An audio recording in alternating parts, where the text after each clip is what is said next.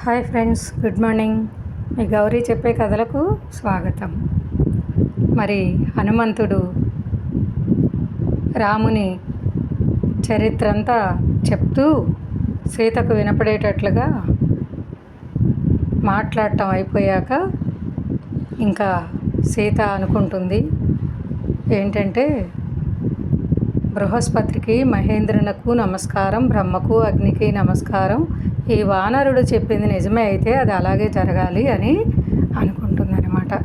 అన్న తర్వాత సీత హనుమంతుడికి ఏం చెప్పింది, హనుమంతుడు సీతకు కనిపించాడా అనేది ఇప్పుడు తెలుసుకుందాం.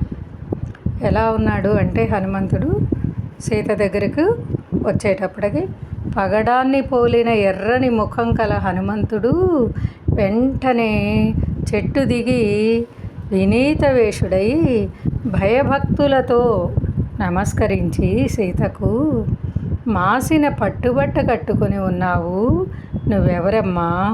చెట్టు కొమ్మ పట్టుకొని నుంచొని అలా ఏడుస్తున్నావేంటి? దేవతా స్త్రీవా, అసుర స్త్రీవా, నాగకన్యవా, గంధర్వ స్త్రీవా, లేక రాక్షసాంగనవేనా, యక్షరమణివా, కిన్నెర సుందరివా? నువ్వెవరో చెప్పు అమ్మా. నీవు రుద్రగణానికి చెందిన దానివా? ఎవరమ్మా నువ్వు? చూడగా నువ్వు దేవత అని అనిపిస్తోంది నాకు. చంద్రుణ్ణి విడిచిన రోహిణివా నువ్వు? కోపంతో వశిష్ఠుణ్ణి విడిచి వచ్చిన అరుంధతివి కావు కదా? నువ్వెంతగా దుఃఖిస్తున్నావే? నీ పుత్రుడైనా, నీ తండ్రైనా, నీ సోదరుడైనా, మరి నీ భర్త అయినా కాలధర్మం చెందితే ఏమైనా విచారిస్తున్నావా? అయితే ఆ పోయిన అతను ఎవరు? నువ్వు ఇంత దారుణంగా ఏడుస్తున్నావేంటి? నిట్టూర్పులు విడుస్తున్నావు, నేల మీద కాళ్ళు మోపున్నావు, నీ దగ్గర రాజలక్షణాలన్నీ కనపడుతున్నాయి. అంచేత నువ్వు దేవతవు కావు తెలుస్తోంది. నీ రూపురేఖలను చూస్తుంటే నువ్వు ఒక మహారాజు కూతురువని, ఇంకో చక్రవర్తి భార్యవని తెలుస్తోంది. జనస్థానం నుంచి రావణుడు మాయాబలంతో ఎత్తుకొచ్చిన సీతమ్మ తల్లివి కాదు కదా నువ్వు? సందేహించక చెప్పు తల్లి. అతి మాత్రం అయిన నీ దైన్యాన్ని బట్టి, మనుష్య దుర్లభమైన నీ రూపాన్ని బట్టి, నీ మునివేషాన్ని బట్టి చూస్తే నువ్వు రాముని భార్యవేమో అనిపిస్తుంది. అమ్మా, సందేహం తీరటం లేదు, చెప్పమ్మా అన్నాడు హనుమంతుడు. అది విని రామ సంకీర్తనం వల్ల ఆనందించిన సీత అందుకు ఇలా బదులు చెప్పిందిట. భూమండలంలో రాజులకందరికీ తలమానికము శత్రుంజయుడు అయిన దశరథ మహారాజు కోడలిని, విదేహ మహారాజైన జనకునికి కుమార్తెను. నా పేరు సీత. నేను అయోధ్యారాముని భార్యని. 12 సంవత్సరాలు నేను నా భర్త ఇంట సకల సుఖాలు అనుభవించాను. 13వ సంవత్సరంలో వశిష్ఠుని ఆనతి పొంది దశరథ మహారాజు నా భర్తకు పట్టాభిషేకం చేయడానికి పూనుకున్నాడు. అప్పుడు కైక అనే నా సవతి అత్తగారు నా మామగారితో, నువ్వు రామునికి పట్టాభిషేకం చేసేటట్లయితే నేను అన్నం నీళ్లు ముట్టను, తాగను. ఈ క్షణంలో నా ప్రాణాలు విడిచిపెడతాను. నువ్వు ఒకప్పుడు నాకు వరం ఇచ్చావు, దాన్ని బట్టి నువ్వు ఇప్పుడు రాముణ్ణి అడవులకు పంపేసేయి అని పట్టుబట్టి కూర్చున్నారు ఆవిడ. నా మామగారు సత్యవ్రతుడు. ఆమెకు వరం ఇచ్చి ఉండడము నిజమే. ఆమెకు వ్యతిరేకం చెప్పలేక మూర్ఛపోయాడన్నమాట. తరువాత ఆ ముసలిరాజు ధర్మం తప్పలేక ఏడుస్తూ, నీకు ఇస్తానన్న రాజ్యం నాకు ఇచ్చెయ్యి అని కొడుకుని అడిగాడు. తండ్రి మాట రామునికి పట్టాభిషేకం కంటే కూడా ప్రియమైనది. అందుచేత సరే అన్నాడు. నా భర్త రాముడు ప్రాణాలకైనా తెగించి ఎవరేది కోరితే అది ఇచ్చేస్తాడు. మళ్ళీ పుచ్చుకోడు. ఎవరికి అప్రియం కలిగేటట్లు మాట్లాడాడు. వెంటనే విలువగల వస్త్రాలు విడిచేసి నారచీరలు కట్టుకొని నా భర్త నన్ను తన తల్లి దగ్గర ఉండమన్నాడు. కానీ నేను అంగీకరించక అతనితో అడవులకు బయలుదేరాను. అతను లేకుండా నేను స్వర్గంలో కూడా సుఖంగా ఉండలేను కదా. నాకంటే ముందే నా మరిది లక్ష్మణుడు నార చీరలు కట్టుకొని అడవులకు బయలుదేరాడు. వెంటనే మేము ముగ్గురము దశరథ మహారాజు ఆజ్ఞ శిరసావహించి దృఢదీక్ష దాల్చి ఎప్పుడూ చూడని అడవులకు వచ్చాము. మేము దండకారణ్యంలో నివసిస్తున్నాము. అలా ఉండగా దురాత్ముడు మాయావి అయిన రావణుడు వచ్చి నన్ను అపహరించి ఇక్కడకు తీసుకువచ్చాడు. రావణుడు నాకు 2 మాసాలు మాత్రమే గడువు ఇచ్చాడు. ఆ 2 మాసాలు గడిచాయంటే నేను ప్రాణాలు విడిచిపెట్టేస్తాను అని చెప్పిందనమాట సీత హనుమంతుడికి. అయితే అప్పుడు హనుమంతుడు సీతకు ఎలాంటి భరోసా ఇచ్చాడో చూద్దాం మనం. సీతామాత పలుకుల్ని విన్న హనుమంతుడు మిక్కిలి దుఃఖించి దుఃఖీభూత అయిన సీతమ్మను ఊరడిస్తూ, అమ్మా, నేను రాముని సందేశంతో దూతనై వచ్చాను. రాముడు కుశలంగా ఉన్నాడు. నీ కుశలం అడిగాడు. మాత, రాముడు బ్రహ్మాస్త్రం ఎరిగినవాడు, ధనుర్విద్యావేత్త. అతను నీ కుశలం అడిగాడు. నీ భర్తకు అనుజన్ముడైన లక్ష్మణుడు కూడా నీ కుశలం అడిగాడు. శోక సంతృప్తుడైన శిరస్సుతో నీకు నమస్కరించాడు అని చెప్పాడన్నమాట.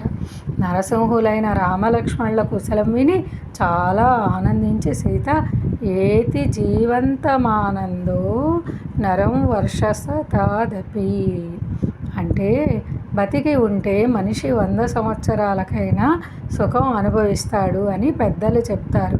నాకు ఇది నిజంగానే తోస్తోంది అని బదులు చెప్పిందిట సీత.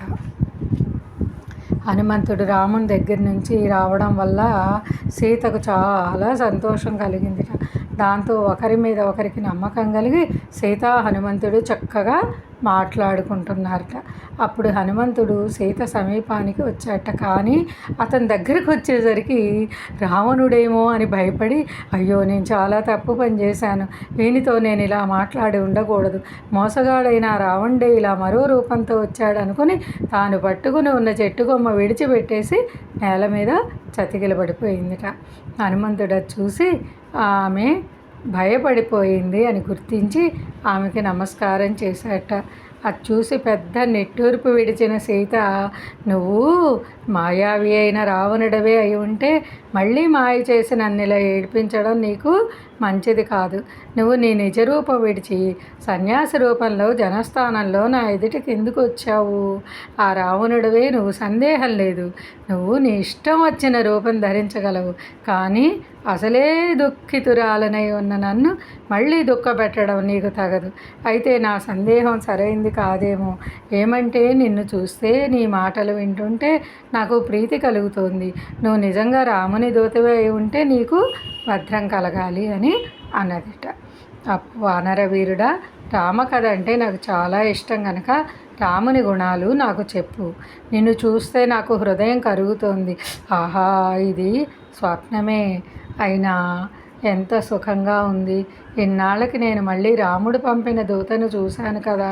స్వప్నంలోనైనా నాకు రామలక్ష్మణులు కనబడితే బతికిపోతాను. కానీ దురదృష్టవంతురాలనైనా నాకు స్వప్నమే రాకుండా ఉంది. పైగా నేను ఇది స్వప్నం అనుకోను. స్వప్నంలో కోతి కనపడడం మంచిది కాదు. అందుకు మారుగా నిన్ను చూడడం వల్ల నాకు ఇప్పుడు లాభమే కలిగింది. నాకు ఇది చిత్తభ్రాంతి కాదు కదా.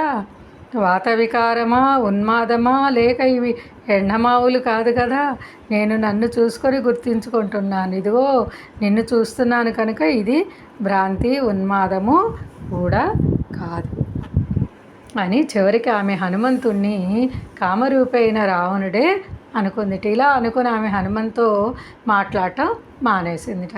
సీత అనుమానాన్ని గుర్తించిన హనుమంతుడు మళ్ళీ ఇలా చెప్పడం ప్రారంభించాడన్నమాట. రాముడు సూర్యుడిలాగా మహా తేజస్సాలి, చంద్రుడిలాగా చల్లనివాడు, కుబేరుడిలాగా అతను సర్వలోకాలకు ఏలిక, విష్ణువులాగా మహాపరాక్రమశాలి, సత్యవాది, మధురభాషి, బుద్ధిలో అతను బృహస్పతి వంటివాడు, మన్మథుని కంటే అతను చక్కనివాడు. అతనికి ఎప్పుడు కోపం రావాలో అప్పుడే వస్తుంది. ఎవరిని నాశనం చేయాలో వాళ్ళనే నాశనం చేస్తాడు. అమ్మ, రాముడు నీ కుశలం అడిగాడు. లక్ష్మణుడు కూడా అడిగాడు. రాముని ముఖ్య స్నేహితుడైన వానరరాజు సుగ్రీవుడు కూడా కుశలం అడిగాడు. రాముడు, లక్ష్మణుడు, సుగ్రీవుడు నిత్యం నిన్నే తలుచుకుంటున్నారమ్మా. రాక్షసుల చేతిలో పడి నువ్వు అదృష్టం వల్ల బతికి ఉన్నావు.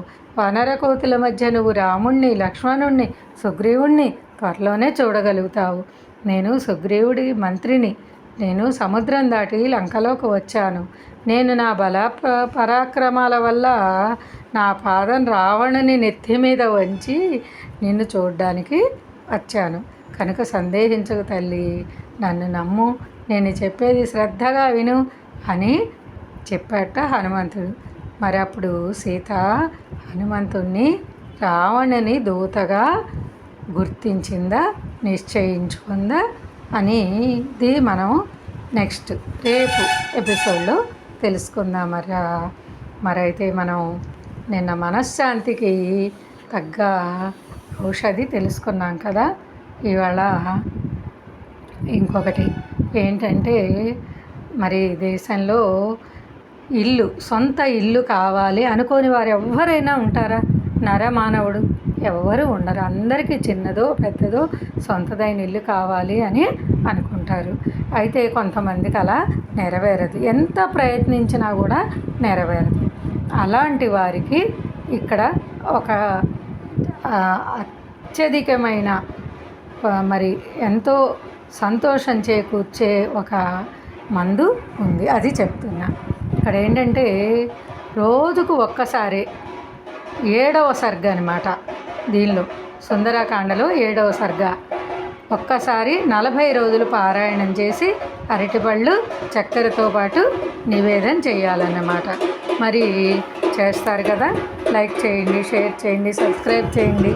మీ గౌరీ పూర్ణ. బాయ్.